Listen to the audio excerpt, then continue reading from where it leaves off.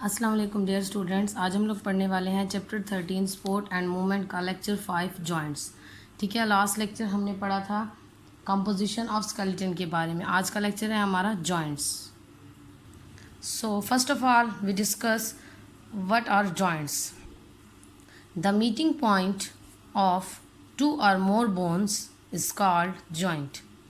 ठीक है, meeting point कहेंगे मिलने का नुक्ता, ठीक है, या मिलने का सिरा, जहाँ पर दो या दो से ज़्यादा हड्डियाँ एक जगह पर मिलती हैं, जिस जगह पर, उसको हम जॉइंट कहते हैं। ठीक है, हम कह सकते हैं कि जहाँ पर दो हड्डियाँ एक दूसरे के साथ कनेक्टेड होती हैं, दो मुख्तलिफ हड्डियाँ हैं जो एक दूसरे के साथ कनेक्टेड हैं, उस पॉइंट को हम जॉइंट बोलेंगे। उर्दू में हम इसे जोड़ कहते हैं। ठीक है, अब है functions. Keep our bones together by holding them each other. हमारी हड्डियों को एक साथ रखता है। क्यों?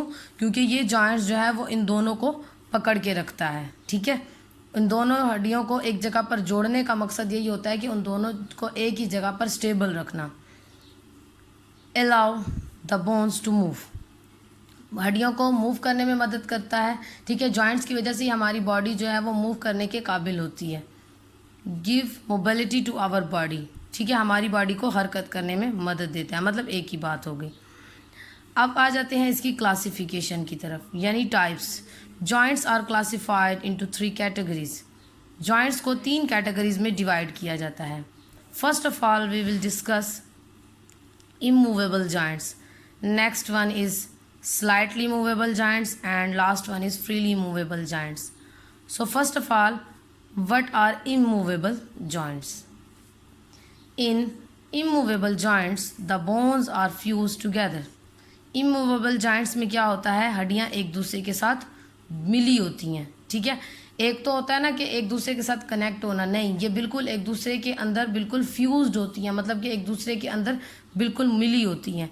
दे do not allow any movement, ये किसी किस्म की हरकत नहीं करवाती हैं।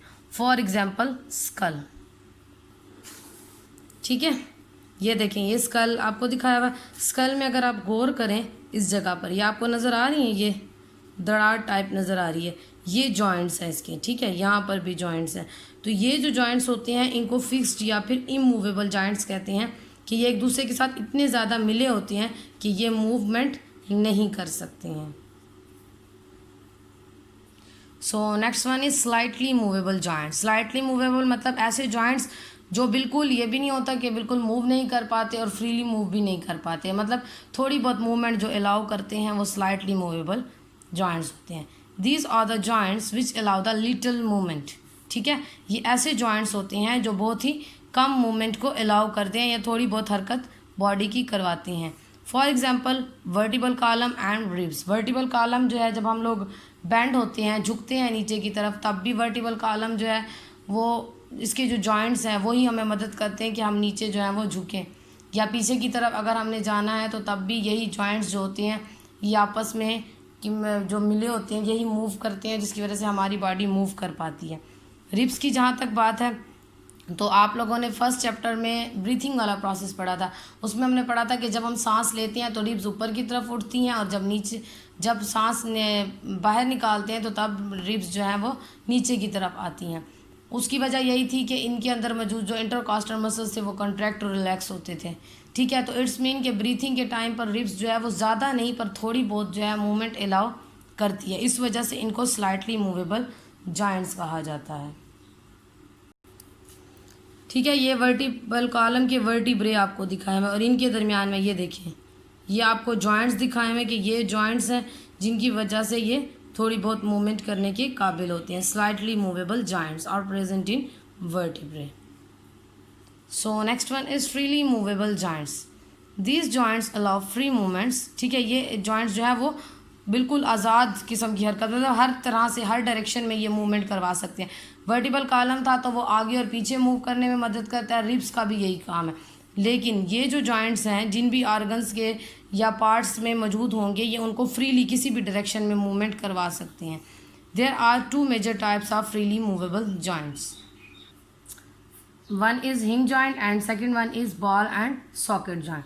हिंग joint allow movement only in 2 direction. ठीक है, 2 डायरेक्शन में जो जॉइंट मूव करवाएगा, मतलब फ्रीली, ये नहीं है कि थोड़ा बहुत, लेकिन 2 डायरेक्शन में भी ये मुकम्मल तौर पर चीज़ को बेंड करने के काबिल होती हैं, मोड़ने के काबिल होती हैं।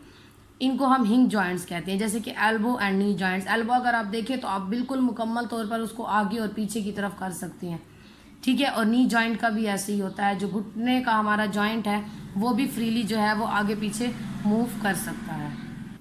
ये देखें, ये आपको हिंज जॉइंट दिखाया हुआ है, नी के अंदर जो है हिंज जॉइंट इस तरह से, ये आपको एग्जांपल दिखाई हुई है कि ये इस तरह से जो है वो यहाँ पर जुड़ा होता है और ये चीज़ को इस तरह से आगे और पीछे, ये आगे और पीछे की तरफ मूवमेंट करवा सकता है।